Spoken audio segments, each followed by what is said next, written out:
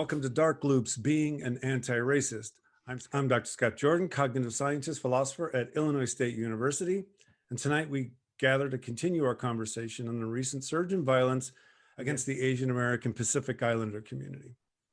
We've assembled a fantastic panel of friends and experts, and I will begin by introducing Mr. Bai Jo-young. Joe, tell us who you are. Cool. I'm a PhD student at Brown University in my 5th year studying cognitive science. And my Chinese name is Bai Jo-young, and my American name is Joey Bai. I'm an international student, and glad to be here. Thank you, Scott. No, thank you for being here. So next I'd like to introduce Dr. Xiangtian Wu. If you could tell us who you are. Everybody, my name is Shengtian Wu. I'm born in China and came to the US as an international student as well. Go to East Coast, learn a little bit English and go to master program, did not like it, and then move around and go to Mississippi State to finish my PhD degree, and then likely be able to come to Illinois State University. And I'm really, really happy to join this group, gather with amazing folks and then talk about this important issue. Very thrilled. Thank you so much. And next, Dr. Billy San Juan. Hello, Dark Loopians and all our allies out there.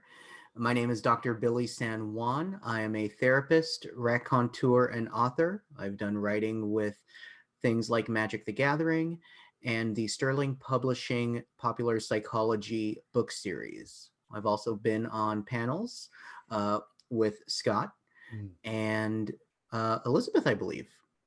Have we been on a panel before? Actually, I think we haven't. Soon to be on a convention panel. There you go. With Elizabeth. Or a Dark Loops panel, right? Or a Dark Loops panel.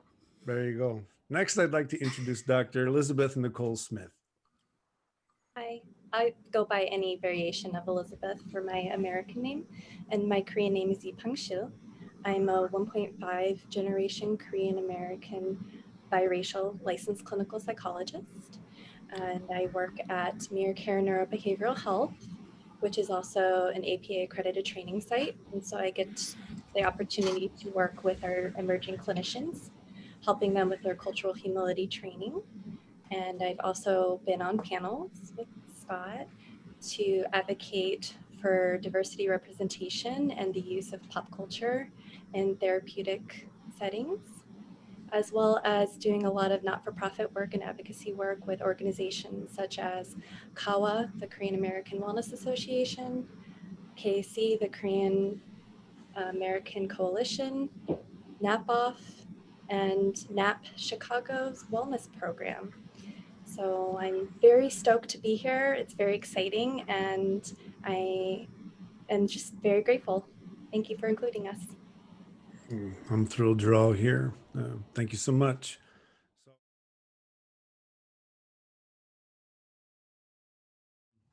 The first question is going to go to Joey.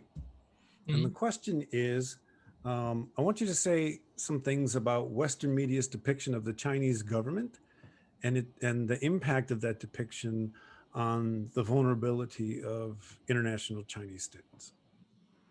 Cool. As a Chinese international student here in the US, I experienced it firsthand, like how whenever I see the news and talking about a negative image of Chinese government, I just almost automatically feels like, oh, at least some of that claim is towards me. Somehow I feel that way. And I just, I started to think, why is that? Because that's an automatic reaction. There must be some reason, some history behind it. So I started pay attention to like the verdicts the Western media use. Many times, what they mean when they refer to the things Chinese government has done, they simply use China instead of the Chinese government. But in fact, it's not only those two things are very different, but only like Chinese government historically has been different things as well. maybe something was done by the current Chinese government, and then that was interpreted as the officials in China all the way, and then further be interpreted as Chinese culture and philosophy and Chinese people. And I guess that's the connection where I felt how the attack, the accusation was transferred on my mind, on me, this target. And it just makes me felt helplessness. You know, I don't know how to, like, usually in normal life, if somebody makes accusation of me, I will either I will think whether it's a fair accusation. If it is, I'll think about how to improve things, right? But many of the issues in the media discussed, I don't have influence on them. I didn't cause them, but I bared part of the accusation. So that's that's a sense of helplessness. And also I want to say, as a Chinese international students, this feeling is even stronger because there was a survey conducted by Pew Research. They framed the question two different ways. One is, how do you agree to have a hard stand on China in terms of economic policies? And 52% people, I think I just to check the number, I just make sure I'm not spreading rumors here. 53% people agree that we should get tough with China on economic issues. But when they frame it as try to promote human rights in China, even if that harms economic relation with China, then 70% of people agree. So that's almost 20% difference, but it's asking for the same thing. But adding a human rights issue with the policy together makes people want to support this. And then they also asked in the same survey, they asked, do you want to eliminate Chinese students study in US? 55% people say yes. So you might think about, 50% is like chance level, but it's not like a psychological test. It's 1 hour off. The baseline should be 0. Like in a group of 10, if 1 people don't want you to be here, that's already very impactful on the individual, right? But 55% people don't want you to be here. That's just a lot of burden, psychological burden for me. And here I'm not saying on those issues, Chinese government I'm not trying to justify many of their policies.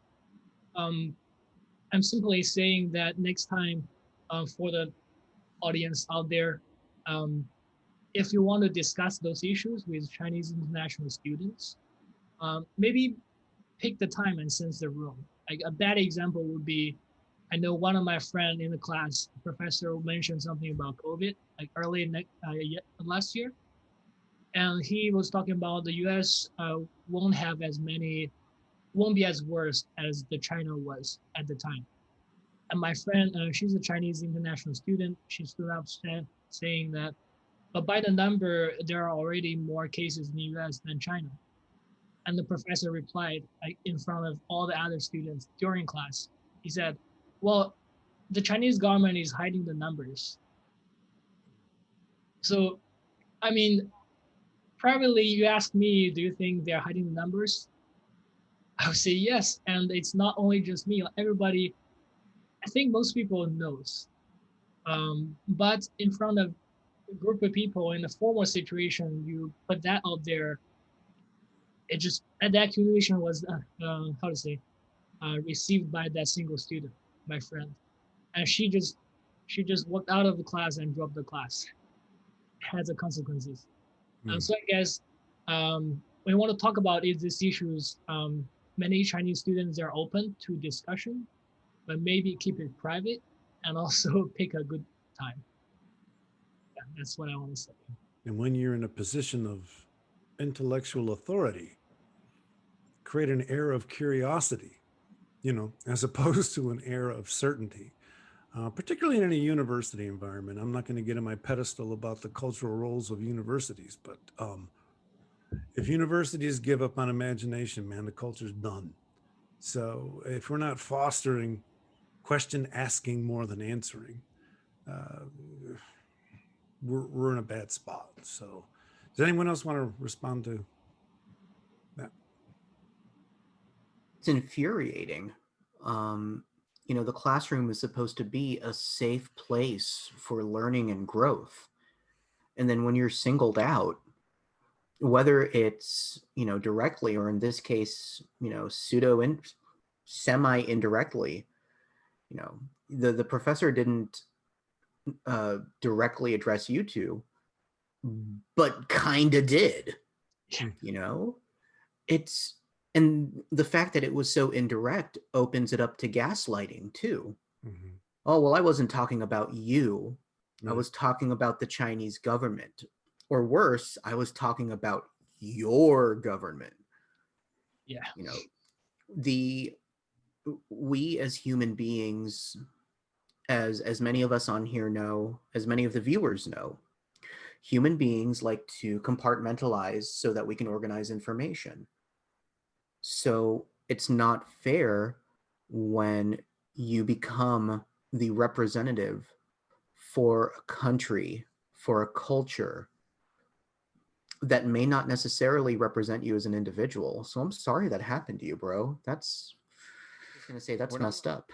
Yeah. And it's also it's just, I'm gonna say poor instructing, in the sense that if a student is the one who challenges a professor, right? If the professor goes 100% on the defensive, that's not a university environment, right? The professor is the one who's in the position of intellectual authority and who I would argue has the responsibility of cultivating curiosity. So to have that question come out from an Asian American student, and then to cut it off with that global kind of simple concept, basically says to that student, don't ever say anything like that again, because you're going to get exactly this global level of simplicity from me next time. And the courage student had the courage to walk out, right? I'll stop there because I could talk about university environments all day. So anyone else? Was it around, like you said, February, like last year, or? It was around March, or I think it's around March or April.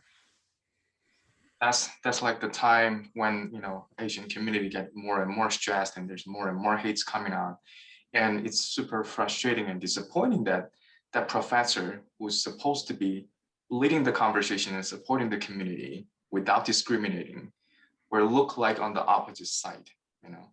And the behavior that professor presented is not like a person care about the students as a person, including socio-emotional, you know, aspects, behavior aspects, in addition to the academic aspects. On the other hand, the people look like abusing the authority, you know, as authority. It's sad. And that kind of behaviors just accumulating, that eventually becomes a more toxic to this community, you know. And it's super sad it's coming out of that authority. It's sad. Yeah. I mean, So, my friend. Go ahead. No, go my ahead. friend, when she was taking that class, she was already a senior. So it's not like a very important class she had to take. That's why she can actually walk out and drop the class. But imagine it's one of the like maybe introductory level or like very core class. That would be horrible. Like she has to sit through all semester just to graduate. I'm still respecting her, because thinking about the individuals coming out of our culture, we were, you know, educated in a way that, you know, just arbitrarily listening to the authority, teachers and parents. And I like that she's able to, you know, kick out the fear and able to speak up for, you know, her good. You know, I think it's a super respectful. Yeah, agree. So I asked a similar question last time we got together. When someone says something like that, you know, if it's just someone you're passing on the street, the question I have is that microaggression? Is that coming from a position of identity strength or a position of identity frailty, right? And I have asked that question about just someone you would meet on the street, and then ask, is it even worse if we talk about someone in a position of authority like a professor? Oh. I mean, we're supposed to be the ones cultivating the vulnerabilities of our students, you know. I think one of the problems, this is the last thing I'll say about universities, and I'll shut up, but first of all, universities are so expensive now that when I went to a university decades ago, it wasn't nearly as expensive. And so I could play around, you know, I could afford to stick around for an extra year if I needed to, because I could explore and stuff. It's so expensive now. It's so difficult to pay for exploring. And there's so much pressure on, I would argue, this contemporary youth to actually know who they are. And at least profess to know who they are, because certainty is what's going to get you through. And it's ironic that there's so much more pressure to be certain while there's so much more opportunity in diversity and being a different person, to the point where why don't we just let people be diverse within themselves and be multiple people within themselves instead of having to tell a story. So for me, for a professor to be in a position where they behave like that, for me, it's always diagnostic of frailty. I used the word weakness last time. I think the word frailty or fragility might be better. As a university administrator, getting people to be aware of that in themselves, and then cultivating the creation of and I say it over and over, but approaching uncertainty instead of being scared of it and capitulating, collapsing into certainty in ways that almost always end up hurting someone, right? Because you're, as Billy's going to say later, you've got dissonance, so you collapse your dissonance for yourself, but in doing so, you you don't provide space for anybody else's anxiety. Well, I think we would be remiss if we also didn't touch on the stereotype of Asian American Pacific Islander students as the quiet, studious, humble, there you go, you feel me, student. And, you know, I've been a professor at Argosy University, and they, you know, there is, when someone walks into a room and you know nothing about your students, you go off stereotypes until those stereotypes are proven wrong. And that goes for every human interaction. You work off of what you've known before. And I wonder, and I don't know anything about the professor, I don't know anything about the individuals in the classroom, but I wonder if it was a student of another ethnicity or a student of a majority ethnicity. I wonder if your friend had been male instead of female, if your professor would have responded in that way. University professors can be the worst, man, because they're smart. And when their worldviews are challenged, it's where they live. And so a lot of students suffer the wrath. Most commonly, that's not what I meant. And in that moment, you have completely invalidated the student's courage, right? They're not going to do that again. It's how you're going to respond. You've also denied the class an opportunity to go into a space because you're scared, right? So no, you're absolutely right. I think for students, they're like the majority of their goal in the university, they're trying to improve themselves, right? Trying to learn knowledge. But here, the background of the relationship between the two countries right now, it's very steep competition, using the official word, steep competition. And people, if they just simply think about it very quickly, oh, we're competing, you're learning from me, that's not good. That's probably like the simple logic people have, because it's easy to think about this way. And what makes me worry more is I mean, right now the U.S. is pretty divided based on the election from the result, and to solve this division, there are different ways. But one way we always see the data, like I said earlier, if you create an outside enemy, then 70% of the people are going to have the same opinion. That's way more than enough to elect a president. So I'm afraid the new government, in order to bring the gap between two countries, whether they will use China as the tool, like as a hitting target, so that the U.S. can be more united, but the Chinese students or Chinese people are suffers without. That's an incredibly important insight. How do you get over in-group, out-group tension? Well, you create a bigger out-group. Right. That brings the two groups in together, Go ahead. But one thing, when people are thinking about, these students are learning and using the knowledge against us, the reason this is wrong is because when you look at how the science in the U.S. works, you have all the professors, they apply for grants, and then they use the grants to hire graduate students to actually do the work. Mm-hmm. So as long as you are, I don't want to overgeneralize, but at least for graduate students, as long as you are studying here, you are probably 20 or 30% is studying, but majority of your energy is to push the progress of the science advance in the U.S.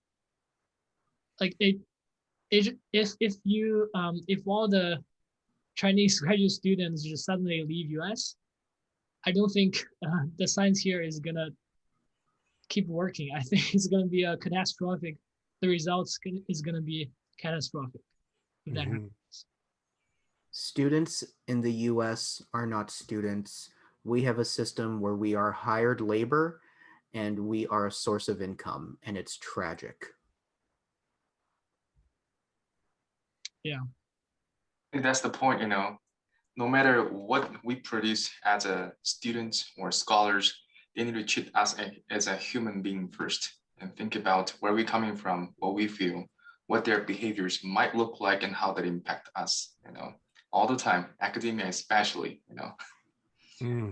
Thanks for pointing that out. Sure. Lord, I could go on and on about universities, and smart people are the easiest ones to ignore the fact that everything they do is identity work, right? So they're the first ones to find out, to say, this is the best way to do this, right? This is the right way to do this. Why? Because I'm a scholar, because I'm informed. And because of that, they're vulnerable to misunderstanding that they're being themselves, that even though they're calling it science and stuff, it still has everything to do with what they want and who they are. And that ability to deny the relationship between what you want and what you're doing has unleashed centuries of sociopathic culture. So I don't even ask people what's right anymore. I ask them, what do you want? Because once you tell me what you want, we're playing in the right place, right? If I say what's the right thing to do, I can never confound what they want from what should means. So, that's very insightful. What do you want? Yeah, and I'm not telling you what I want so you can complain about it. You tell me what you want, and then we'll work it out together. And people think that means I'm cynical. It doesn't. That means that the human condition is beautifully ugly from top to bottom. And I'm never going to ask it to be pure. And I'm never going to ask anyone to be right in who they are. So we call that the Spice Girls philosophy. Tell me what you want, what you really, really want. There you go. I'll write that down. That's my next chapter for pop culture series, right? The Spice Girl philosophy. Absolutely. Please, Elizabeth. Would like to definitely, in acknowledging the insensitivity and the furthering of scapegoating and poor modeling and the lack of psychological and emotional safety that was within that incident and a variety of incidents that occur, to also acknowledge that people are capable of growth. And I'm curious about the follow-up, if there was any sign, or, you know, since this happened about a year ago, if this professor has since then, or if others have since then been able to acknowledge and make repairs, or in any way change some of those behaviors, you know, rather than focusing just on what they intended, but focusing on the harm, which is a big piece. And as we're all human, there are definitely moments and times where we can all learn, even when you are a professor, even when you're in a leadership position. We can all still learn and grow. But I am curious about the follow-up, if there was any information provided on that. And if not, how we can, with our message, help call to action when we're looking at that and thinking about that, because it's very easy to point out someone's mistakes, but helping people recognize how they can do better is also a very important piece of what we're doing here today.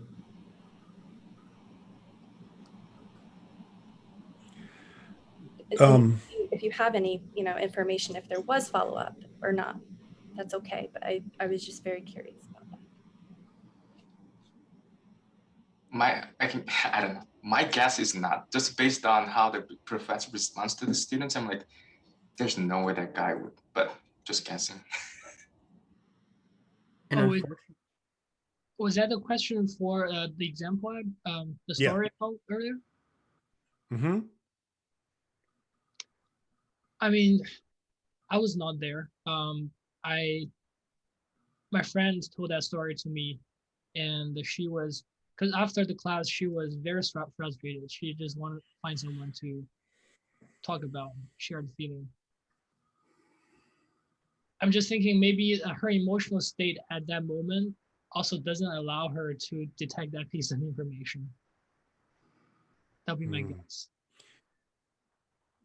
So as someone who is a university administrator, I have been asked by students in large meetings, what do you do about it? And the honest truth is we do something about it, and it's an HR issue that has to remain private. In other words, I do sanction people for repeated microaggressions. I have to document it. I have to investigate it and make sure that it happened. And when I do, there are letters of reprimand that get put in personal files. And if it goes on, it shows up in their annual evaluation. And at the same time, because it's HR, it's private.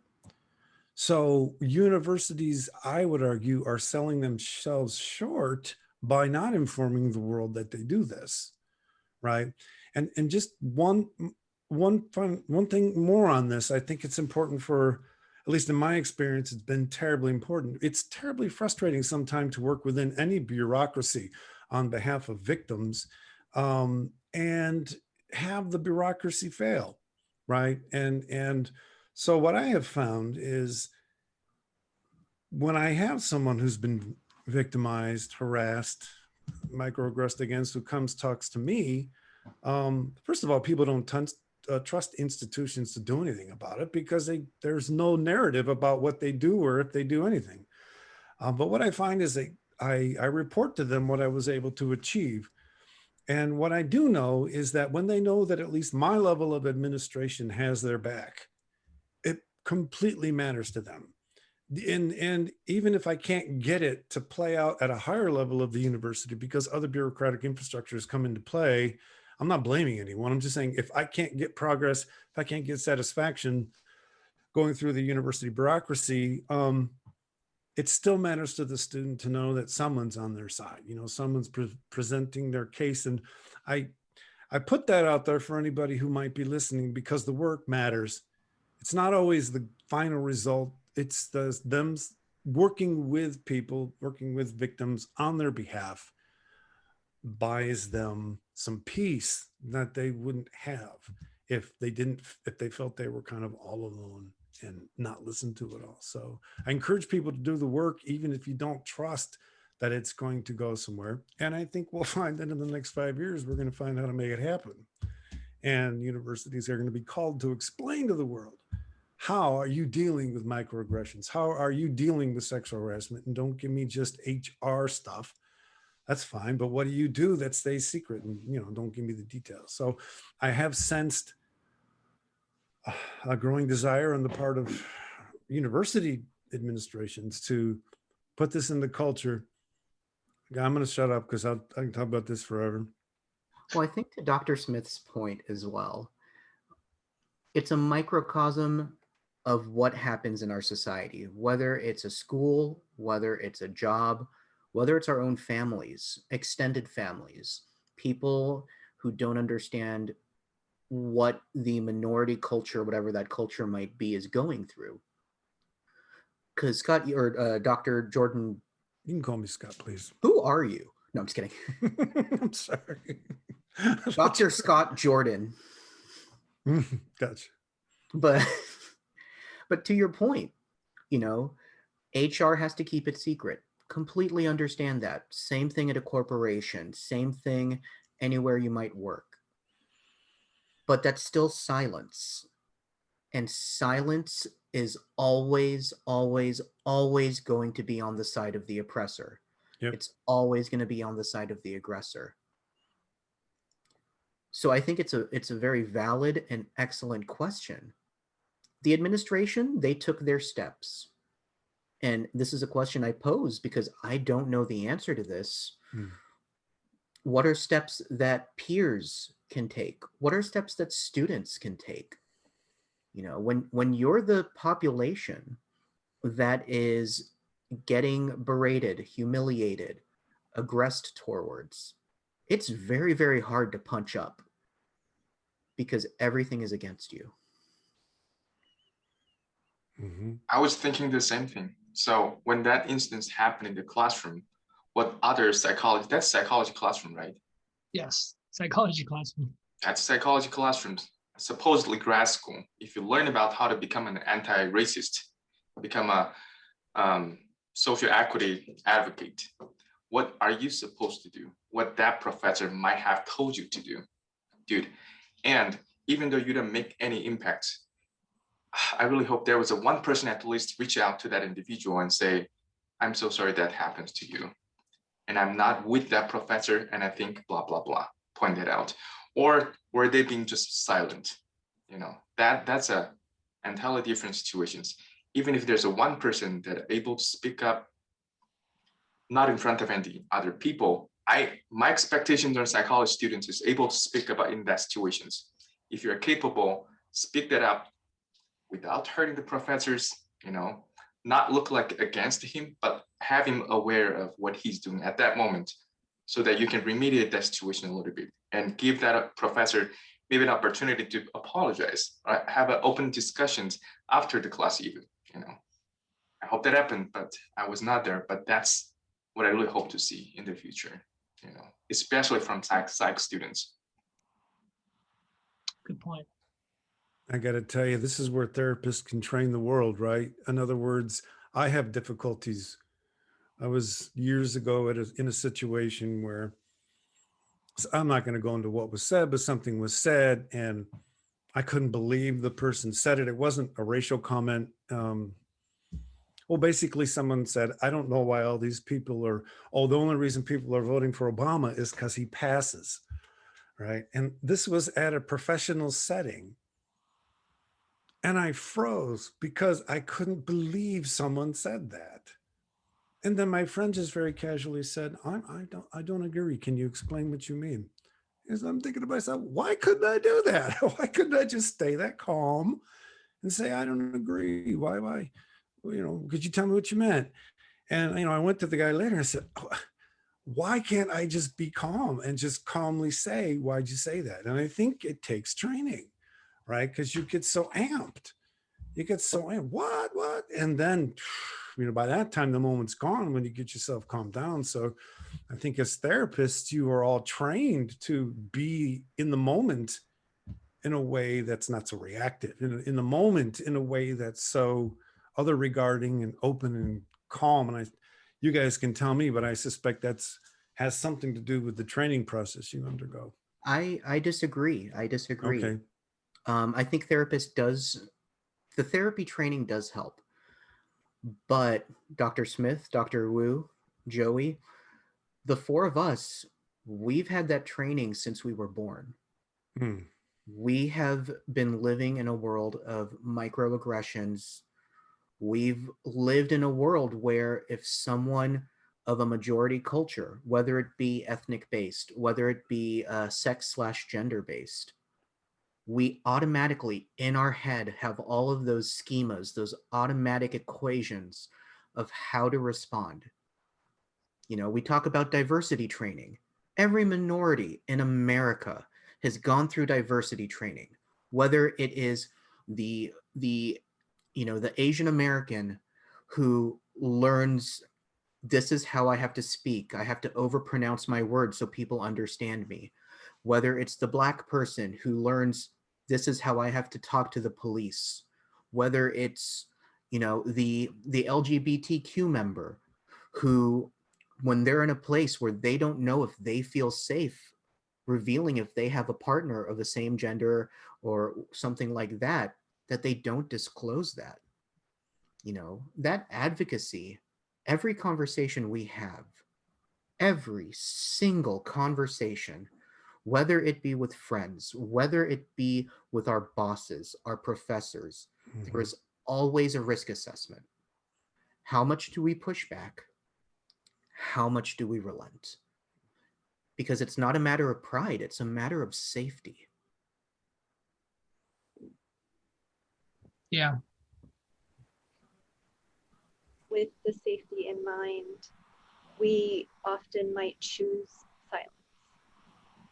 And in a classroom where you think your grade is impacted, where you think your relationship with a professor might be impacted, one might default to silence. In addition, we have to keep in mind how people react when their limbic system, their nervous systems get activated. And freeze, as well as flight, and what sometimes people refer to as fawning, or the people-pleasing types of behaviors. Those are all very valid trauma responses. And racialized trauma is very real. And that's a very important component of this as well. And as we're all growing and as we're all realizing different things, we may choose to react and respond in different ways, but we all still might default. And there might be some guilt related to that. There might be times where people are listening to this very conversation and we're like, wow, there were times where I stood by and I didn't say anything. And those are very real experiences. We can still grow from those experiences. We can all still consider how do we want to conduct ourselves moving forward. And that goes for people who have done and made certain harmful actions or verbalizations as well. Absolutely. I think, it's all normal process of those, cognition behaviors going on, and being aware of that is important. And I love that Dr. Smith normalize it and then still push them to, push us, maybe everybody in the world, to the right directions. I think it's more of direction instead of end goal, and gradually moving toward that directions and becoming more effective ally or, anti-racist would be the way to go, which I am practicing, all the time. Challenging, but certainly meaningful things to do on a daily basis, I think. In regards to the trauma reaction, I'm guilty of it. Guilty is a bad word. I'm not guilty. Nobody should be guilty about their trauma reactions. But oftentimes I will have friends who will, make the slight Asian joke, the slight Filipino joke, make a comment or say something in an accent, and I freeze and I don't correct them. I don't talk to them about how it's harmful, because like you were saying with um, the professor thing, where you want to maintain that relationship, I have to make that decision. I know everyone in here has had to make that decision. Do I risk my relationship to correct this person? And it's taxing. It's very taxing. Absolutely. It is so crazy that every time those little incidents happen, always some interesting risks following with that. In the class, there's power difference with the students and professor. On the street, people do not know the context. They will only pay attention to that louder, more apparent behaviors. In the friendships, there's a risk about like breaking that, that slight relationships with other people, attention, all the things. I think the tricky part is always thinking about, risk benefit analysis and see what behavior that I can do can actually still fulfill the function at the same time, minimize the, the bigger risks. Of course, I don't, expect students to against the professors and make their life bad, because we need to survive. We need to live the life, So balancing that is extremely challenging, yet that's still, I believe, something that we need to practice, My strategy is always think about, what if that thing happened in the street? What if that thing happened in the park? What if that thing happened in the party? Would it be a good strategies to do? I mentally practice it, sometimes talk with myself. I don't know if it's effective, but it certainly prepares me and have a lesser, heartbeat, when that things happen. Absolutely, that helps. Okay, go ahead, please. Go ahead. I was just going to leave people with maybe a few actionable things that might be helpful. And sometimes it is, bringing our bodies back into that grounding place.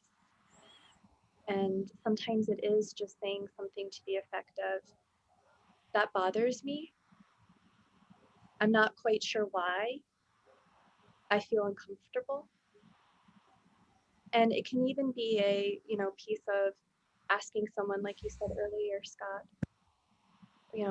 asking them what that question or what that comment was about. Or even saying, hey, can we talk about this later? Those are all actionable pieces. Another thing, of course, that's important to keep in mind is attuning into other people and recognizing, hey, someone dropped your class, or someone does not want to interact with you. They might really feel uncomfortable. What is that about? And that might be a very important component as well, as we're all trying to work towards that deeper fostering connection and safety with one another. Again, sometimes when you do have the courage to say those things, you get a defensive response.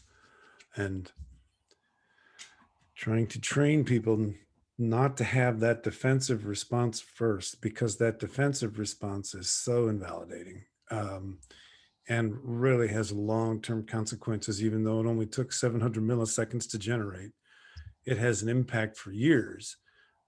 So these ideas of, we talked about this a little bit in the last podcast, trying to find ways to give people, what you say, actionables, small scale actionables that they can practice for themselves. And I'm talking about perpetrators here. So that when they find themselves threatened because someone challenged them, they just shut up for a little bit. I mean, honestly, just don't say anything give yourself 1,500 milliseconds at least, right? Give yourself a second and a half. Just don't say anything. And then more sophisticated assets will be available to bring to bear. But if you really try to deal with it in that 300 millisecond early response, you're just going to do things you're not going to be, people aren't going to be able to forget. And that's, I think, for me, that's one of the things we really, really have to work on is the moment, how to handle moments. Because I'll stop there. I want to I go think on we to, also, please go ahead. well, I think we also have to combat the fundamental attribution error. Mm, You know, oh, well, that student was just, they just couldn't handle it. And in the mm, field, they flip it back on you. mm, You have to handle the truth sometimes. Well, no, sometimes you have to handle maybe you're a jerk. mm. Yeah, yeah. And you've got some work to do. Yeah. And I mean, I think what we're witnessing in university structures regarding becoming aware of our immediate unconscious reactions, I find myself optimistic that this will become a cultural way of thinking about what we are, that'll really come to have traction in the next 10, 15 years. And once you start to experience yourself that way, I think you become a little more comfortable with uncertainty. You become a little more comfortable with ambiguity. And then these large scale global comments about how one culture is you, they just bounce. They don't make sense because we've all hopefully gotten to a space where that's not the cultural narrative. I mean, the cultural narrative, as you said, Joy, right, is let's talk about the Chinese government. Let's not talk about Chinese people. Let's talk about this thing called the Chinese government. Somehow that entity, right, carries a real meaning in a conversation with an individual. Let's move on to Xiangtian's question. Say one more thing Oh, please go ahead. for that one. I feel like my goal, my expectation for myself is that when the moment comes, I always speak up, either verbally, behaviorally, which includes my facial expressions sometimes without speaking up. Let them know, let them know that's not appropriate. And I have reactions. I'm not just accepting what you say. Meanwhile, I also know there are some folks, they're ready to change, and some people are on their way to change. They're motivated. Some of the folks, they're not ready. They're not ready. And I didn't think if I'm assuming I have limited energy in my life, I don't think it's effective to spend my energy for those folks at this point. People would handle those people. They get challenged all the time. I think so. They get challenged by so many different things, including media, the friends who is more aware compared to him, and other things. And I'm here to speak, maybe do a little bit actions to try to impact him, which maybe just fail, and it's not going to possible to change him within short period of time. Then I would just switch my energy to something else that's more changeable at this point, while I'm keeping my eyes on that folks too. Maybe after 3 months, when you get a little changed, our conversation is more doable, but maybe not now. That's how I tell myself, so that I still get motivated and not get burned out. It's just my my little strategy to help myself, I think. That like is so, strategy. that is it's just so on target. And I raise my kids to love everybody at different distances, right? And you organize your life so you don't have to be mean to someone, but don't let someone be in your space. And then manage yourself. Now it sounds like I'm trying to train victims. I was training my kids, all right, and I needed to teach them you don't have to let everybody close.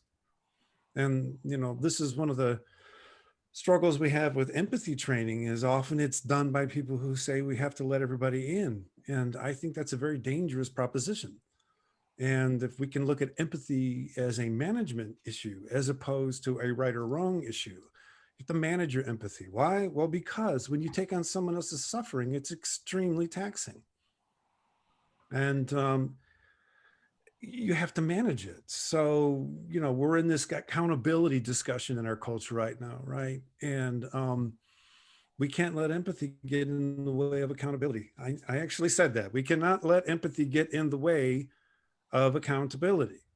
And we don't like to talk that way, but for me, I think that's the only way anybody's ever going to come to trust a system of laws, right? So, no, those are really, really good points.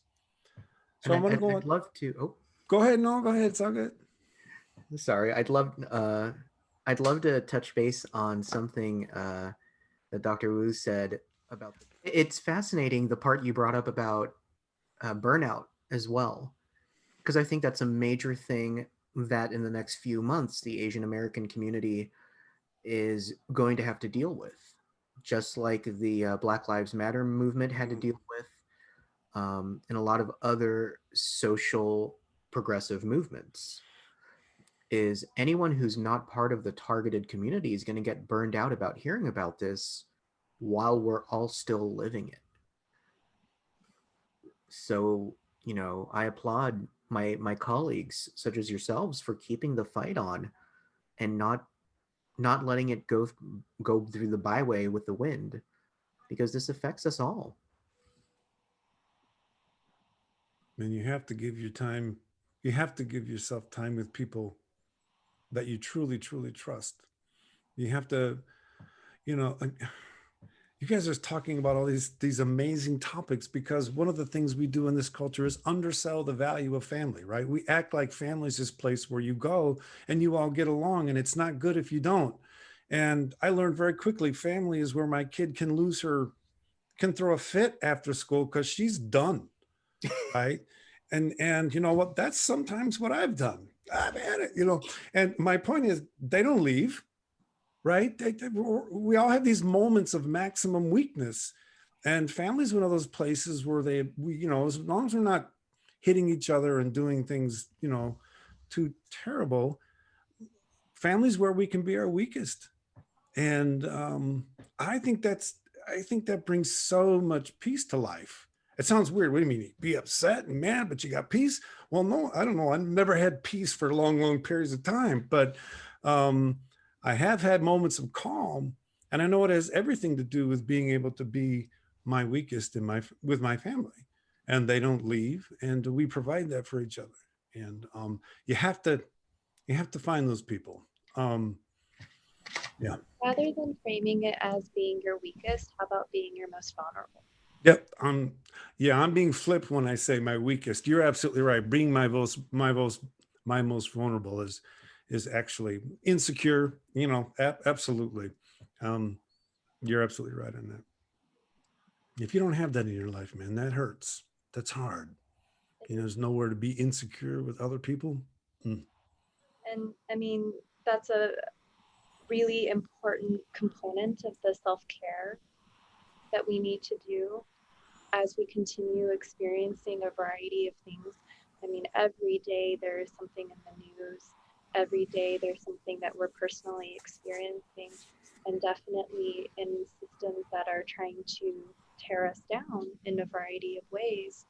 To maintain that is by doing those self-care pieces that in some ways, especially when you're more collectivistic in your thought process, the idea of self-care seems very selfish. And it's not about it just being you. Because the idea of radicalized self-care comes from this idea of this is a very long process. And how do we maintain our fight? How do we maintain our advocacy? How do we maintain our ability to support one another and withstand the various kinds of abusive, microaggressive attacks that we receive, whether people mean it or not, whether they're aware of it or not, we're still receiving that on that brunt. And so to be able to care for ourselves and be able to take care of one another is such an important part of that. Absolutely.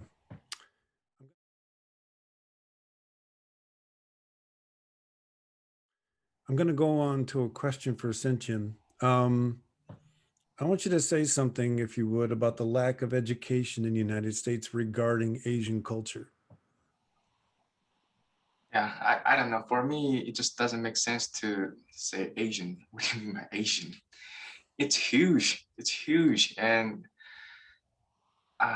even within China, we got like 50 countries in the Asian continent. And within each country, there's such a different diversity. China has 54 minorities within the China, and it's a huge country. And depending on where you live, the culture is extremely different. And just calling someone just Asian, it's just crazy to me. And that's exactly what people are doing. You Asians, go to your country, you know. You Asian, I don't care if you're born in America or you came to America or you're just Americans, we don't care. You look Asian, you go back, you know. It's just lack of the educations, even though that has been happening forever. Like people are portraying that thing in media, not too much, somehow, you know, in media, social media, TV shows and everything, but it's still happening. And I'm looking at this Stop AAPI Hate, the website. They reported, you know, examples of what kind of harassment they received from people. Is like, what's wrong? You're out here. Go back to your country. Yeah, those terms like C term. You're not belong here. You guys, you Asians are F animals and something like that. Jesus. Yeah, they reported that literal words in the website, so they make some statistics out of that, and it is insane. And I'm wondering where is our education? How is that still happening? You know, the effect of education is just insane that people are still using Asian to categorize all the people look similar. Just insane. Anyone want to react to Xiangtian's comment? Is it an education thing?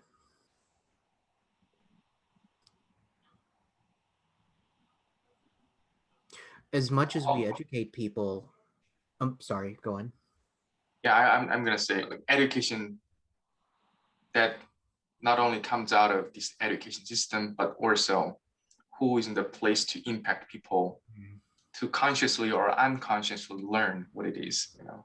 And I got multiple examples of that modelers. And what it is that we value that we feel we should teach our kids in schools. For example, I've had the opportunity to live in Germany 2.5 years over different periods of time. And it was fascinating to me how much the Holocaust had been ingrained into the German identity. This wasn't the immediate German response following World War II, but by the time the 60s came around, the culture, the sins of the culture were being taught in the K through 12 system. Now, this didn't lead to people being really happy about their identities. And I saw different generations of Germans integrating this whatever you want, dissonance into their identity in different ways as a function of generation. Regardless of any of that, it was done, right? And what I've noticed in the Western world, in my life, is there's a lot of moral high ground to be purchased among Western countries by claiming that the sinners live in Germany, right?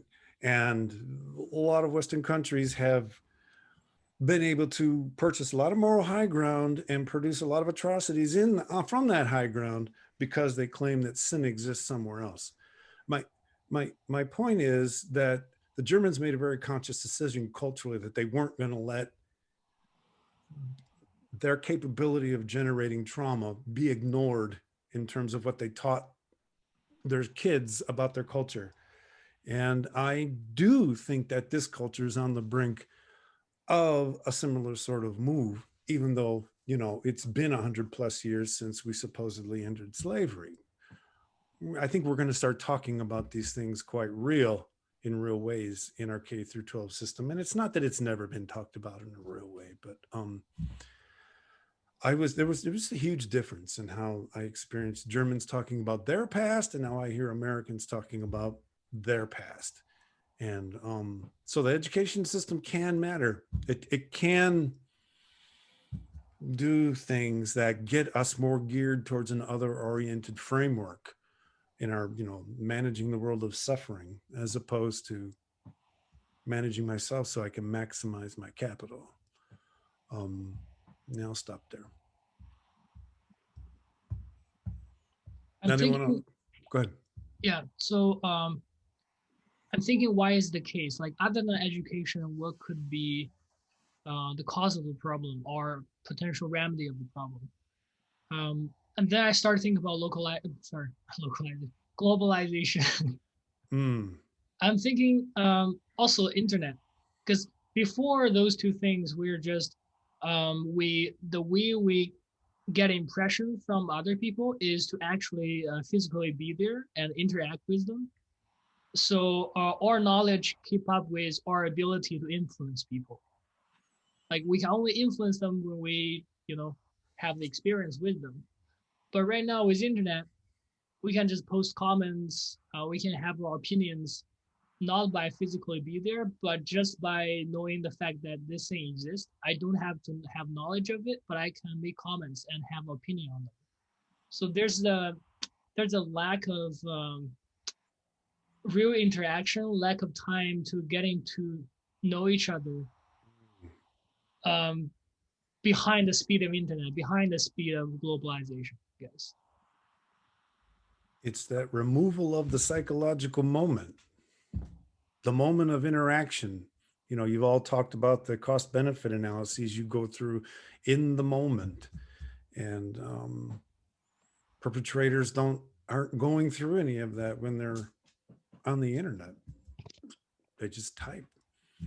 And that's a very, very good point. And the internet is the biggest weapon we can use, but also the biggest weapon used against us.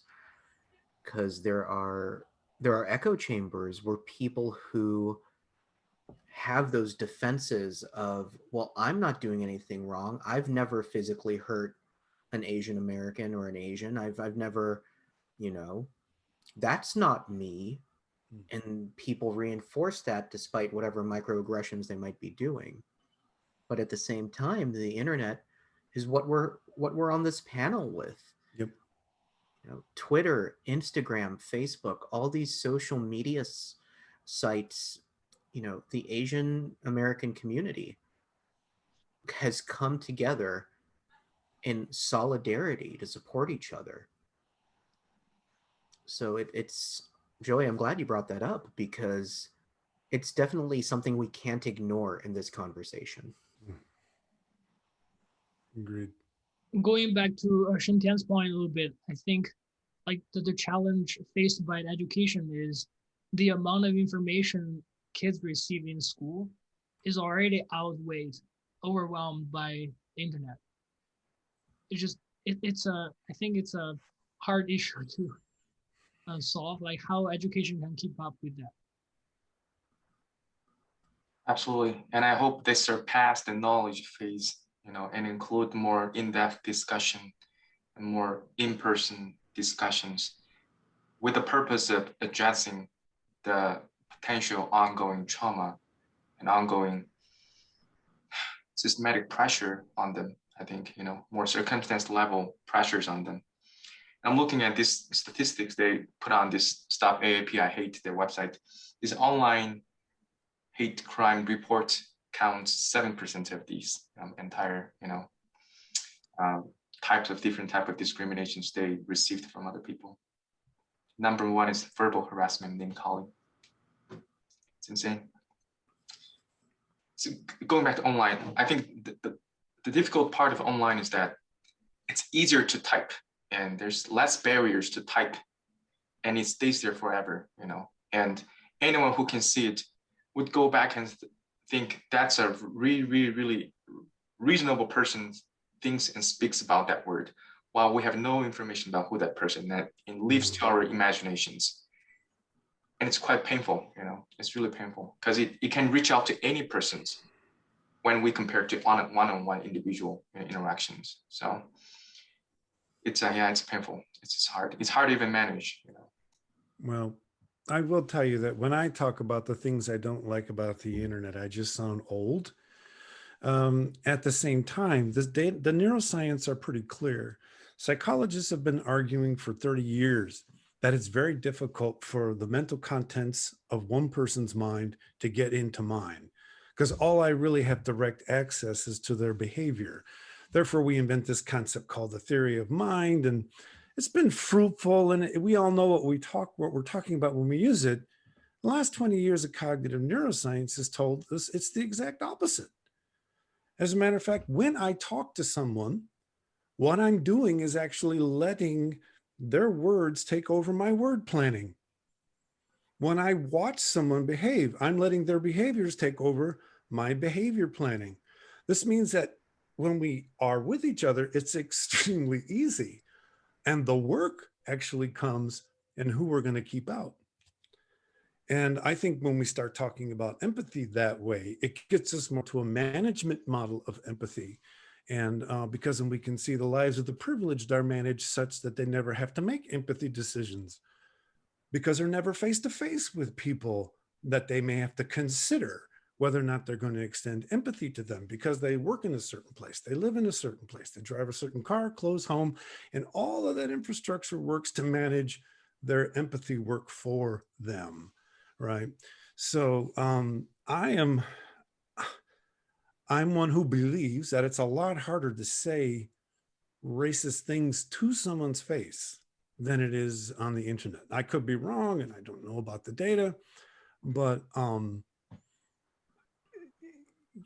I'm not here to say the internet's bad, because we're all here because of it, right? I think it's just amplified the human condition in ways that for me are stunning. You know, I didn't grow up with it like I suspect the rest of you did, but yeah, it just, man, it forces so much more management work on young people. And it's just crazy, because that's a frontal lobe thing that, you know, takes a long time to develop well. And if you're getting bad coaching, you're not going to be taught how to manage it. And when you're 25, if you've gotten no coaching, you're just going to say a bunch of automatic stuff. So I think that's the hard part, you know. There's automatic stuff that accumulate in your brain that you can speak out without even think about it, while empathy needs have deep process, and it takes a lot of energy out of you, even though it's happy thing, you know. You want to be happy with other people, it still takes a lot of energy out of you compared to typing something and done, and use anonymous name in the internet. And when I talk with one of amazing allies, you know, who is my previous mentor, he's a white male, but he's trying to step out of his comfort zone and giving up all the privilege and want to speak up and stand up for minoritized individuals. And I was asking, like, I know you are an amazing ally, but don't you think it's hard to give up those privileges? And he said, yeah, it is. Thanks for asking that. It's really hard to give up all the privileges, actually, because we're human. But there's more important things for me, which is caring for people, helping people is more important than those privileges that's coming because of my skin. And that's amazing. And that makes me think that education, that cognition, you know, the mindset of being just nice people, social equitable individuals, it's really important. And I think that's the work that, you know, somehow we need to done to help those challenged individuals, I think, you know. I think when you become a more other regarding person, your values change. So the values of privilege are going to change for you when you become more other regarding. And so on the one hand, it looks like giving up stuff. And maybe that's what it is. On the other hand, there's a gaining. And, you know, it just sounds poetic to a lot of people for me to talk this way. But being a more other regarding person, there's a sense of accomplishment and pride that you develop with that you didn't know was available to you when you weren't doing it, right? And this is some of the things, universities, I'm the age I am, and I have these 20-something people coming into my classroom. I need to be inviting them into this world of wonder, this world of approaching difference, this world of beautiful ambiguity. And how do you get into that space, and how do you sustain yourself there? And if we're not doing that as universities, then we're just more and more like a corporation. And Well, a lot of people think too that in order to be empathetic and to give up that privilege, that's a detriment to me. right. I'm the privileged person, which is not the case at all. You know, we are self as context. And when you expand your context Yep. to open to other people, you grow. Yep. The metaphor I always use for this is cuisine. As you explore different cuisines, you explore different spices, methods of cooking. You grow when you open yourself up. Yep. And you grow and you change. And part of what, and I kind of lost my thought, my last thing, Sorry. No, it's my fault. But training students, and I use the word train, let's just say modeling for students, how cool it is to be other regarding, how wonderful it is, train them, show them, be it. And if they've not lived it, then it's going to take a while for them to walk into that space. But if that space isn't modeled, how are they going to get there? It's for me, it's weird because parts of this are obvious, but I wasn't able to say these things this way 20 years ago.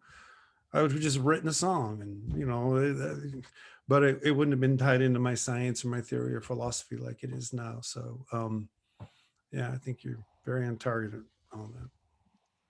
How to model it and live it.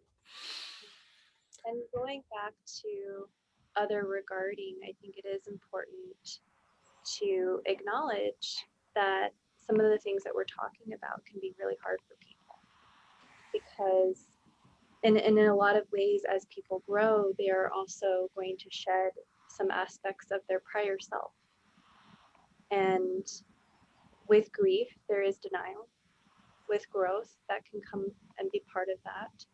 When it comes to online interactions, of course, the theory is, or lots of theories and research regarding how there's an increase in online interaction and decrease in in-person interaction. And so there's a lack of mirror neuron interaction. There's a lack of having to see the other person's reactions. Mm-hmm. So you don't have to feel the pain that you're inflicting. Yep. So there is that piece too, and it definitely, also lands within how there is a rise with that. But also, as we talk about some of these different things, and we, in our understanding, have very okay time using words like privilege, but some people have very, very strong reactions to those words. And this idea of giving up privilege, they also are like, oh, I'm turning this podcast off. They don't want to listen anymore. And that's also hard. And if people are having conversations with others about how do we incorporate others into our self-context, how do we, grow, and how do we connect, then, sometimes it is even how do we utilize certain words, because in some ways we have to choose, and that comes with the burden and the risk assessment. And we have to, a lot of times, choose how right we're going to be versus how effective we're going to be in that moment. How is this going to land for someone? And that is a unfortunate piece sometimes when we're already in a place of pain and hurt. And as we're trying to connect and make as much change as possible with this conversation right now, it is sometimes a very difficult piece to consider, even changing some of our vernacular, because there's still going to be sometimes people who react very strongly towards like white supremacy. Right? There are people who are going to still say there isn't an increase in anti-Asian hate. No one hates Asians. Oh, this isn't really happening. This is left-wing media propaganda. And there are going to be, you know, lots of those pieces. And it's so hard for us to hear it because our lived experience is very different. But there are going to be people who hold on to those realities, and they definitely do not want to be associated as being racist. So they're going to really work very hard on not accepting parts of these kinds of conversations. Yep. That's why the work is essential. And we were talking about burnout earlier. I've had the opportunity, the privilege to go to some high schools and talk to what they call our culture councils. These are students who have been handpicked by the administration to do social justice, diversity, equity work with their peers. So they're given some training and then they hold workshops for their peers. And this young man, he says to me, so what do I do when I can't persuade people? And I said, well, that's not your job. And he looked at me, what? I said, no, your job is to witness these values in public and do that hard work as long as you can. And even though you may not think you're persuading them, their brain picks up on what you're doing. And if they ever decide that they want to come around to the way you're doing things, you're there. That's all you can ask of yourself. And I don't think we talk about that enough, right? I think because we're such an individualist culture, we believe that the merit of what I do depends on the immediate effects of my work. And I think what we do matters forever. So just being a persistent part of the context that offers an alternative way of being is the work. And I wish we would spend more time with that feeling that activists have, right? That somehow they have to persuade individuals, because that's a little too much.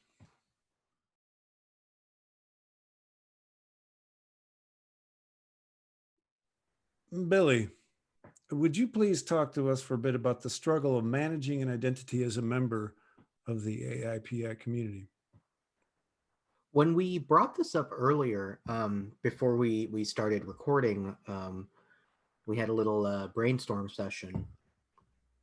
I was reflecting on my lived experience as a child of immigrant parents from the Philippines, because there's a discrepancy in how my parents, my family sees America and American culture versus how I see it. And it's something I still struggle with to this day. I know a lot of my friends and my colleagues also struggle with it as well. Because, I mean, there's a million reasons why it could happen, but I think it can be summed up in something that happened to me. My mom, who is a strict conservative based on religious values, Trump supporter, GOP, gave me a call a couple months ago. And with panic in her voice, she says, "Son, please be careful. Asians are getting targeted for violence." Now, in my head, I'm going, really? I wonder why, Mom. And for me, it was so clear. But in her mind, there was a difference. And it's something that I think, and I don't know if there are studies on this. If there are, I'm not familiar with them. But colloquially is the wrong word, but I'm going to use it because it's a big word that makes me sound smart. There you go. Colloquially, people who are born here with a strong connection to their ethnic roots often struggle between getting raised in a household that is collectivistic, very family oriented, group oriented, then they go to school, they go to work, and it's very individualistic. You know, you got to make sure they know that you're the one doing the work. You make sure you get the points for that group project. And there becomes that dissonance. So it hurts me. It hurts me when I see people who immigrated to America, who came here because they wanted a better life, who came here because of opportunity, land of milk and honey. They come here and they get targeted by the people who've been here. I mean, words fail me. And as some of you who've known me know, I'm a wordy guy. But words fail me because it's so heartbreaking. Well, I think what we haven't talked about enough as a culture, and I'm hoping the moment we're in will move us towards recognizing the sociopathic nature of our corporate system, and the fact that our system is organized around individuals making decisions about the outcomes of the lives of thousands. In the name, interestingly enough, the word we've become used to the last 2 decades is the shareholder. That's who someone has responsibility to. And I don't hear the word citizen. And then for me, one of the bigger, as a liberal, one of the biggest failings of the Liberal Party is not to understand for the last 40 years that the public works is the biggest business in the country. And I have to pay a fee to buy a donut. I have to pay a fee to buy gas. Why don't I have to pay a fee to have clean water and have a street system and a police force? The idea that there's a big difference between taxes and the money we spend in the corporate world is one of the major achievements, and I'm being cynical, but it's one of the major post-Reagan achievements of this culture, is to persuade people that fee for service is somehow different for the government versus private industry, and that it's bad to have money devoted to the public works or to have the public works charged for its services. All that means is I think that's a straightforward outcome, cultural outcome of our commitment to individualism, which I think has become culturally sociopathized. I mean, there's a great documentary, Canadian documentary, came out about 15 years ago called The Corporation, where they diagnosed the American corporate culture according to the DSM, reckless disregard for the welfare of others. And it just falls right in. Buying a corporation bought the rain in a small country in South America. They bought the rain, they bought the water rights. That's right. No, they bought the water rights, so they made it illegal to collect rainwater. This is just insanity. And I think it goes to your idea of, if one of the things we can do is move away from this reckless individualism, which does nothing but make the wealthy wealthier, the wealthy wealthier, and do move in a more other regarding way. I'm hoping young people won't experience the kind of dissonance that you're mentioning, right? This contradiction between a collectivist and an individualist culture, and trying to meet out an identity as a young person in that space. And I can see the viewers. I can see any of the viewers who might be a little more on the right of the political spectrum going, oh, he's against individualism. He's a socialist. Yeah. Which for some reason became a curse word in our country. No, there's degrees of it. Yep. You know, if you have unregulated individualistic capitalism, you lead to things like people freezing in Texas. Yep. But not to get onto too much of a tangent, that's something that, a lot of second, first generation children of immigrant parents deal with. Like you said, there are, we'll go to school, we'll go to work, where it's dog eat dog, climb your way to the top, There's only room on the brass ring for one hand. And then you come home and you share your meals. You share the expenses. You share everything. Mhm. And you have to learn to navigate it. Yeah. Hard. It's really hard. Dr. Billy, that's how you go.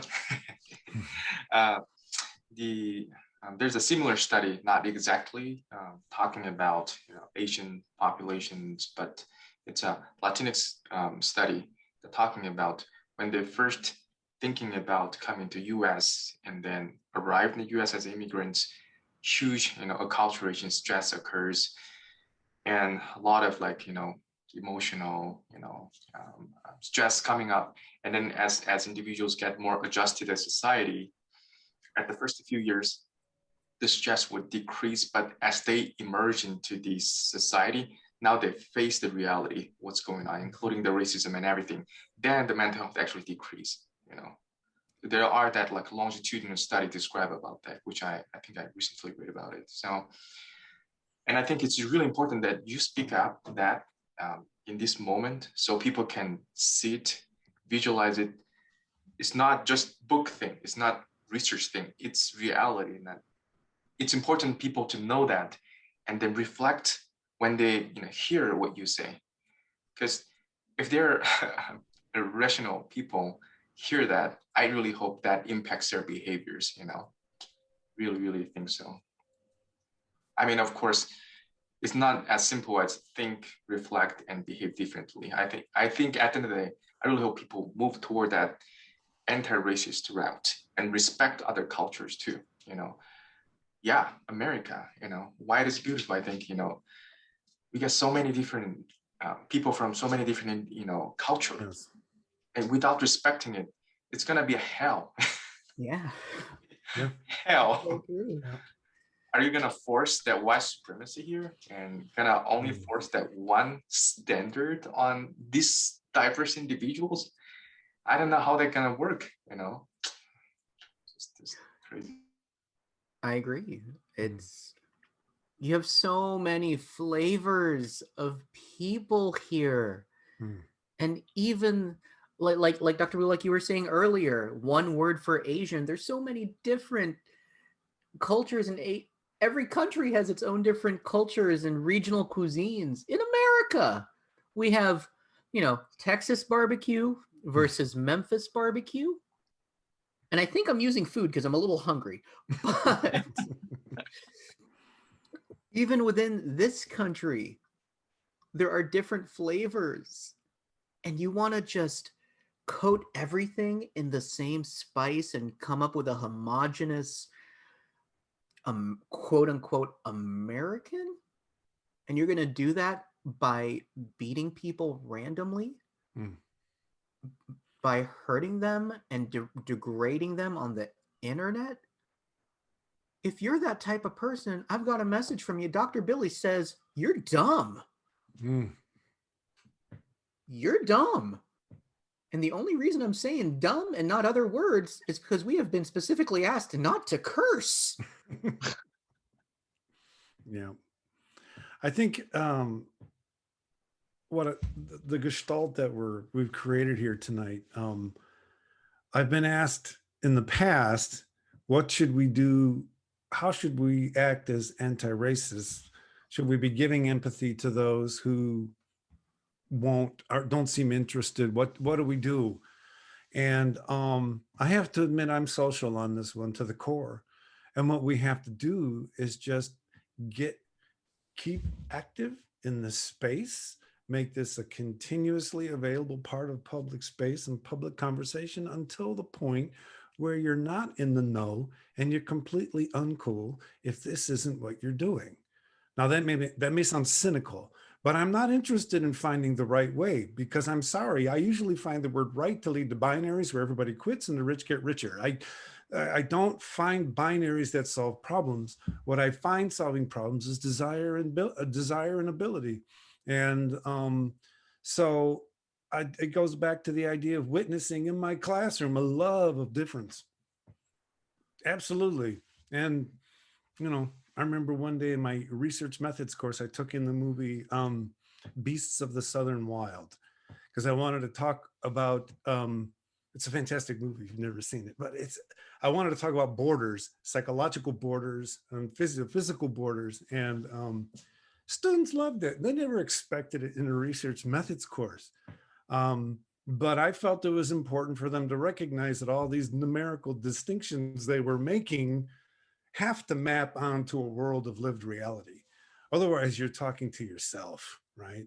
Or you're talking to a very small group of people who might read that paper, but it's not lived life. It's not the world. So I think we just have to keep doing the work. And I use a hippie phrase, we need to make it groovy to do this. And we have to tie it to self-respect. You know, you respect yourself to the extent you're other regarding. And that's not about telling people to do it right or wrong. That just makes people shut up and climb up and walk away.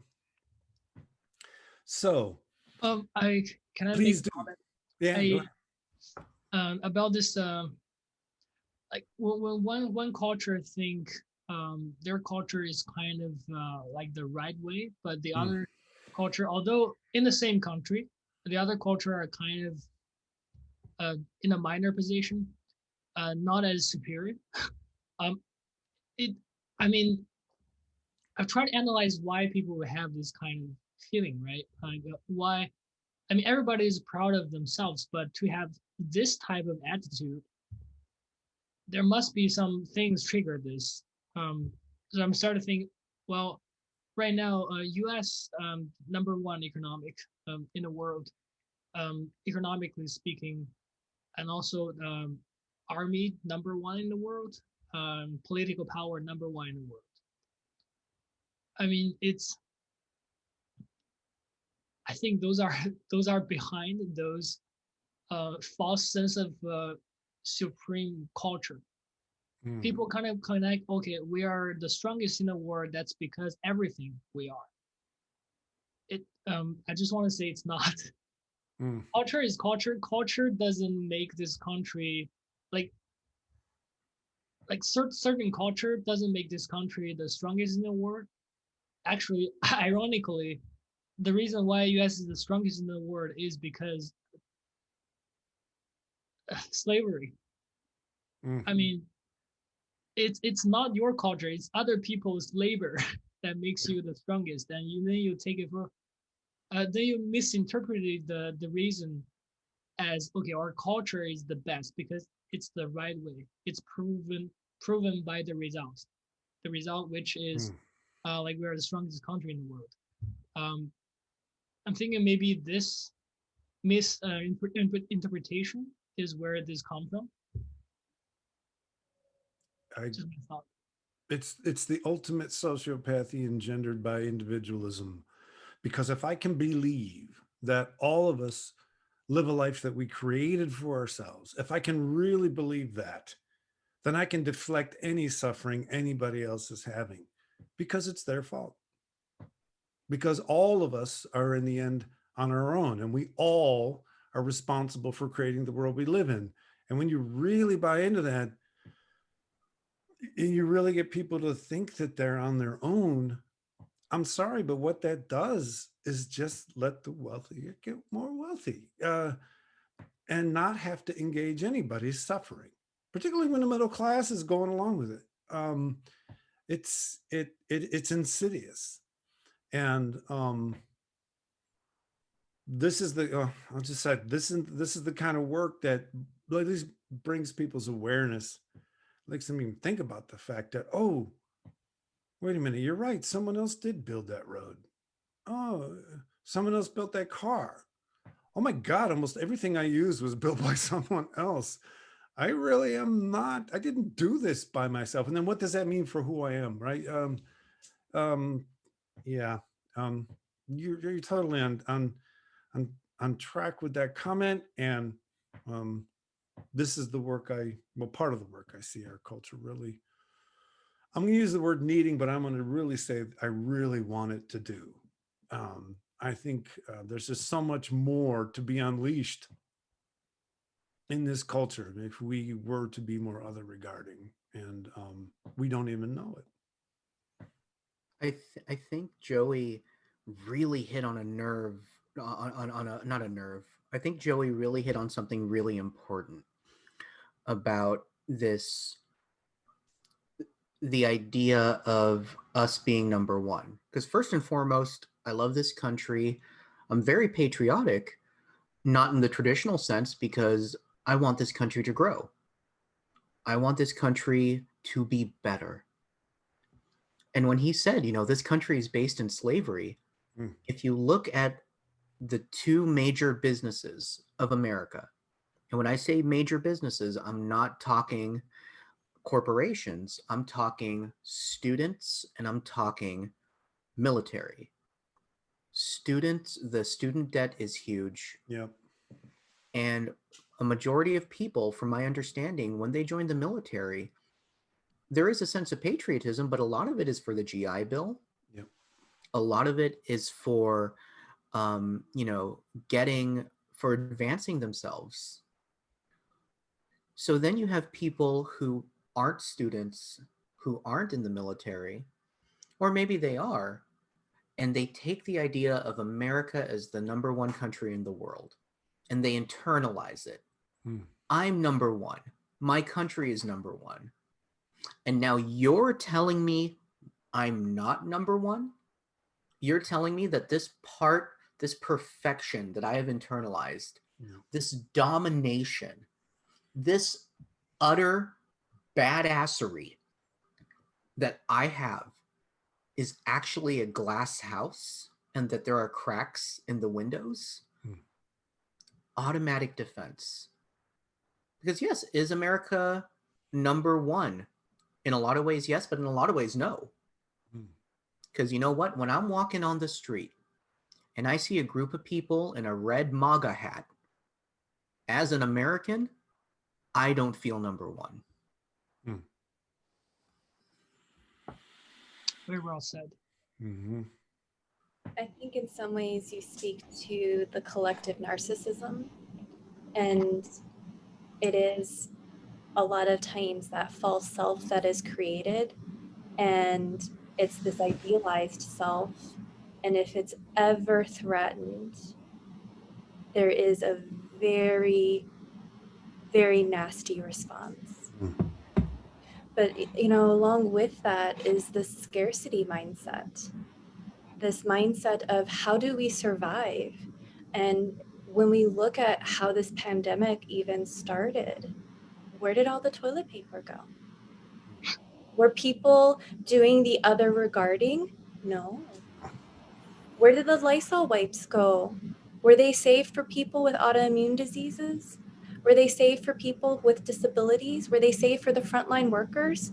No. People took them and they got scared. And their response was to think of themselves, not think of others. And when we look at certain cultures and their responses when certain things happen, who is on the front line? Who is thinking about others?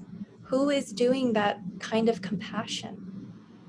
And the lack of compassion, the anxiety responses are very scary here in a lot of ways.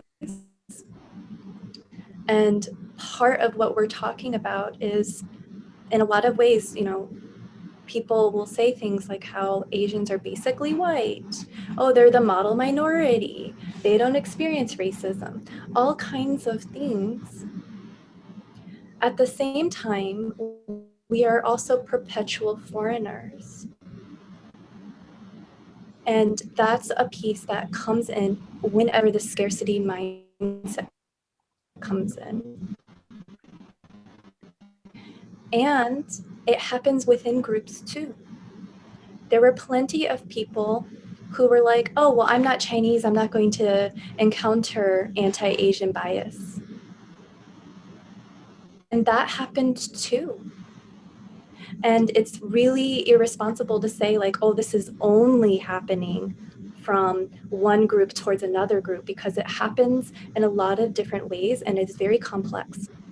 And as we try to extend compassion and empathy, connecting and self-othering, that is part of the dialogue as well. And accountability with that too.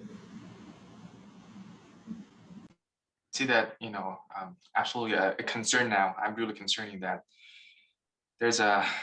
I'm really concerned about the hates or, those negative feelings toward each other within Asian communities because of that one specific group being targeted at this point. Because it is possible. I mean, I've been seeing some videos that people were saying I'm not Chinese, blaming on them, not me.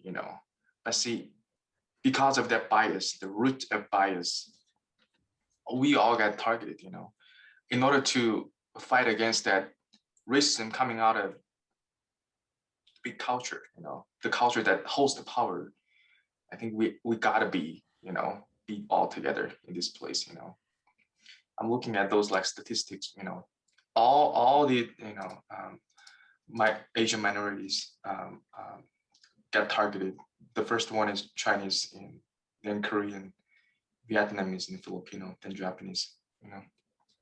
It's all got targeted. I really hope we in this like specific moment, I think we all need to be together, more together than before. Would be really important. Absolutely. And that includes South Asians, right? That includes also biracial people like me, people who are mixed with Black, the Black community, and to talk about that solidarity as we are also working on a variety of components of anti-racism and the in-group, out-group kinds of responses people are having. And to take accountability for that and to call us all in with the compassion of solidarity. That we all want to work together to be better. And with this bettering and with this idea that we are stronger together. And rather than try to scapegoat or trying to say that one is more superior or we recognize ourselves more with one group or another, but that we can all stand together. And with that we could have definitely handled things like this pandemic and a variety of natural disasters, electrical disasters, and other things. We could have handled it so much better. And we can hopefully take these as learning opportunities and break the cycles that have been repeated, because this isn't new. This is another form of things that are repeating. And we really need to adjust that in a way that we can move forward with a sense of growth. That was beautifully said. So Elizabeth just dropped the mic and walked off the stage.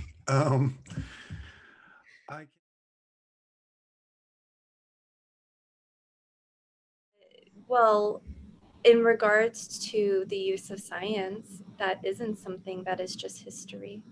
That's still occurring here today in the US, whether we are looking at racial components or we're looking at oppression regarding ableism and disability and autism and neurodivergent people who are still being subjected to these kinds of eugenic types of experimentation, or people who are looking to essentially eliminate the genes. Yep.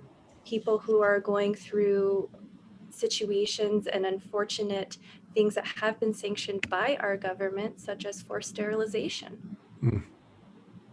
All of that is part of the history, and it's still occurring. There are a lot of people who are still angry with a variety of organizations, including Autism Speaks. And as April is coming, it's right around the corner. That's also an important thing to potentially insert into this conversation as we talk about anti-racism and we talk about the intersection of a variety of forms of oppression. Mm. That, as we stand in solidarity together in a variety of ways, that we don't want to exclude the ugliness of certain things that are happening still today, or to say that, oh, this happened in the past and it's no longer happening, because it has been and it still is. Happened in the past, but we're still in the past. And for me, the science issue, I have to be very careful, particularly in the sort of anti-science space we're in right now. I have to be careful to distinguish between the practice of science, which John Dewey said was basically just intentional discovery with technology, right? That's a different way. And it was, for Dewey, it wasn't about discovering the truth. It was about uncovering degrees of freedom in context so we can be different in context. But none of it had to do with any kind of final objective absolute truth. And why would anybody ever commit themselves to this notion of objectivity? Now, I got to be careful again, because a lot of people use objectivity as the opposite of irrationality, and it gets all out of hand. But objectivity being the idea that that one believes that there's a reality that exists independently of human being. And then what we do as science is we overcome our own subjectivity and we see reality as it is. This is just an incredibly flawed, first of all, logically flawed, and second of all, very dangerous way to think. When you subtract human being out of your description of what reality is, you add to the sociopathic dehumanizing agenda of individualism.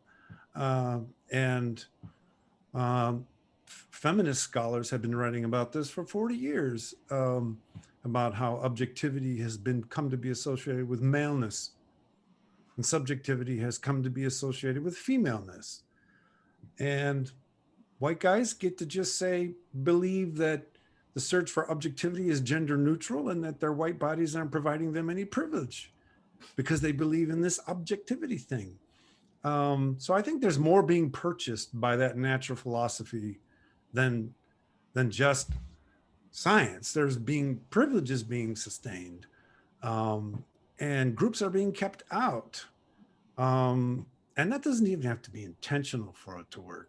We all went to graduate school. We were all taught the difference between objective and science. You practitioners are told that you're supposed to use, what's the word? Database practices. Well, here's the thing, though. Science is beautiful. Religion is beautiful. Mm-hmm. But when put in the hands of two of the most dangerous types of people, those two types of people being the ignorant and charlatans, they become devastating tools. They become weapons of war, weapons of oppression.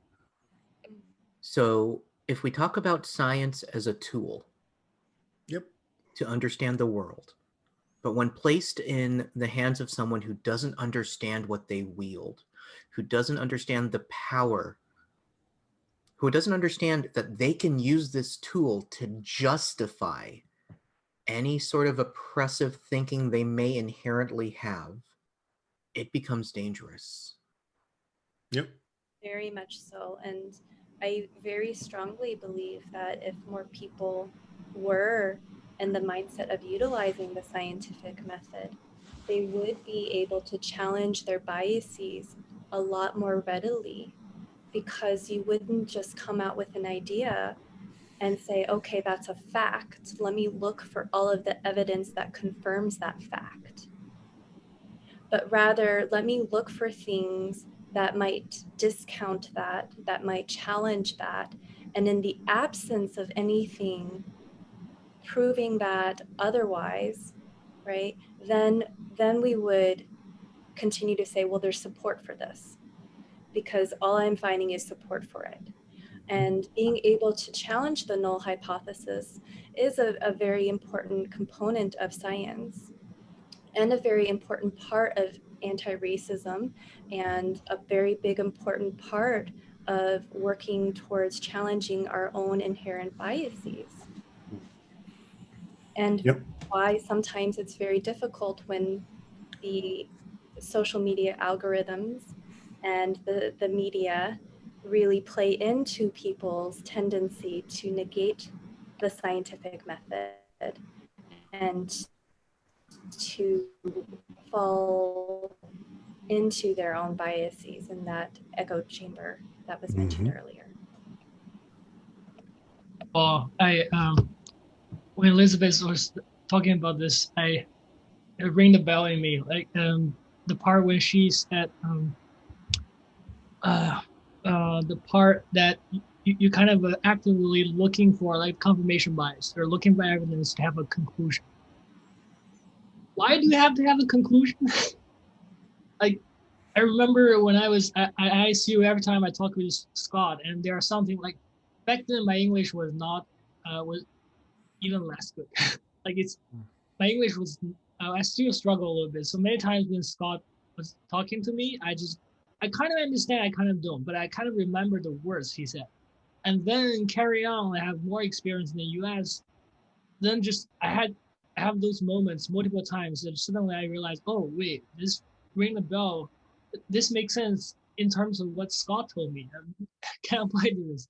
Like, Scott told me something about like, allow yourself to constantly deconstruct and then construct again.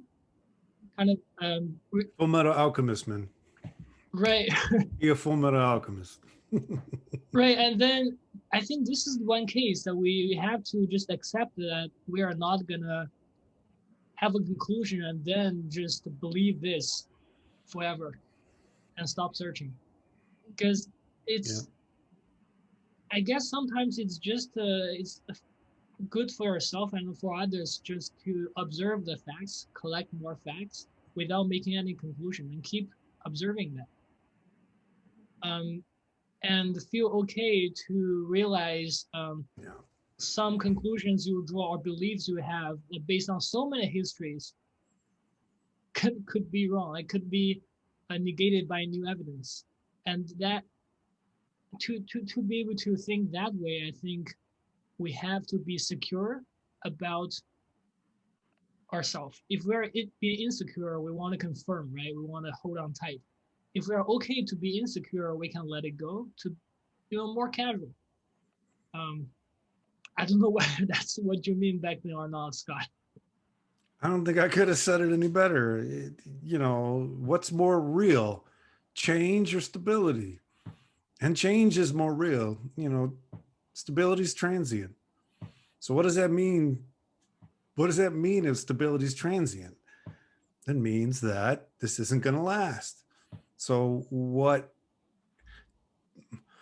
we're talking about me. I'll just get this out and shut up. But what I love to cultivate in students is this healthy appreciation of doubt. And I don't mean to sound Descartesian about it, but I'm doing stuff for the last 5 years in my career I would have never thought I was doing 15 years ago. Just trust your doubt and let it take you where it takes you. That's a privileged thing to say, and I know that. And so I try to find ways to speak to students to cultivate that spirit in them, make them comfortable, if that's what they want. If they want the truth, I'm not gonna break it down. That's not there's no reason for me to do that. They'll do what they want. But if they're uncertain, teaching them that is a strength, not a weakness, is what I've been trying to say universities should be doing all night. We should be cultivating healthy doses of uncertainty. That's the difference between Eastern and Western philosophy, right? The Completely. very basis of everything that we are, our very worldviews. Yeah. Western philosophy is the search for the truth. Yep. A lot of Eastern philosophy is everything is transient. Be like water. Everything is in flux and everything is in flow. Mm-hmm. Wow, I can't believe everything connects now. What Dr. Billy said is really. I suddenly realized, wow, yeah, that's the difference between Western and Eastern philosophy. It's huge. It's so huge. And I'm going to tell you guys a story about Joey that just touches my heart very deeply. Joey was probably one of the best students, if not the best student. Such a good student. I called him next day Joey because I don't know how to react to that. Well, anyway, I talk to Joey a lot about life, and for the students that are up for it, that's what I do. If they're not up for it, I'm not going to, invade their space. But he was up for it, and we talked, and I don't know if he left ISU in 2015 or 16. I don't remember what it was, but I get this postcard about 2 or 3 years later from Key West. And it says, Scott, I remember in class that you said, you just wrote there, said, Scott, I'm in Key West, I'm having a good time. And okay, that's cool, Joey. So I wrote to him, well, what was that all about? And he goes, well, I was in class one day, and I remember you saying to me, live the life you want to remember. So I rented a car and drove from Rhode Island to Florida because I wanted to remember that. And it's amazing how much we don't teach that to people. We don't teach people. You have to live with this for the rest of your life. So the more that you're other regarding, the more you're going to respect your memories. It's just that simple. Even if you're a sociopath, even if you're just doing it for utilitarian purposes, you will like your memories better the more other regarding the way you lived your life. So getting that postcard and then the email exchange after that was just peak experience. Yeah, all that hippie stuff really kind of mattered at some point. It was cool. That about does it for tonight's conversation. Thanks to my fantastic guests, friends, experts for being here. I appreciate your courage, your honesty, your openness, and your commitment to a bigger life for all of us. So thank you very much. Can I also say thank you to everybody. Thanks for Scott organizing this talk or panel, because I think this is much needed action for all of us. And at the same time, me personally feeling like being healed by you guys. Every single words you spoke in the meeting means a lot to me. I feel like it's I don't know. I feel like my mental health is just getting better despite hearing what you guys saying. So thank you sincerely to all of you guys. Thank you so much. Likewise, this was so validating, and to be in a room with people who understand is so helpful. I can't agree more. Wait, I think I used the wrong phrase. I cannot agree more that, is that the right phrase? Yeah, I couldn't agree more. We get it. Absolutely, yeah. I just want to say, Dr. Billy just said earlier, Scott, you have some amazing friends. I mean, my overlap with you at ISU 2 years, I know we're fantastic group together, but I think you have a very strong and excellent friends base the way beyond that. And I'm so glad I get to meet a few of those today. Well, you're part of that space, brother. So, Elizabeth. Just that I really enjoyed the conversation today, and I am very glad it will hold a special spot in my heart. Thank you. Thank you. So, thanks for all of you, and that'll do it.